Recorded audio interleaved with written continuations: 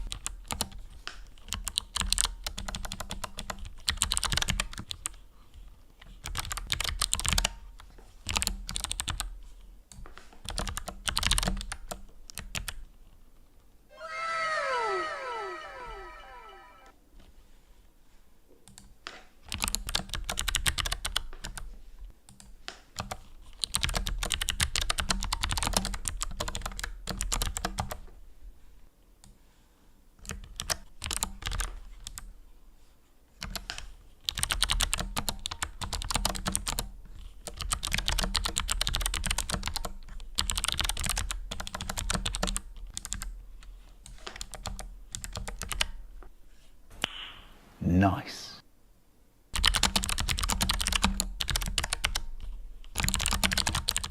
All right, sweet. That was actually pretty simple. It looks horrible though, so if you want to contribute to the project, fork down the repo, make some cool changes, make it look nice, because this looks pretty bad. If you need help figuring out how to submit a PR, make sure to check down below for a link to a video where I kind of break down how to do pull requests for beginners. I'm going to go work on the 5th episode of the series, so I'll see you in that episode.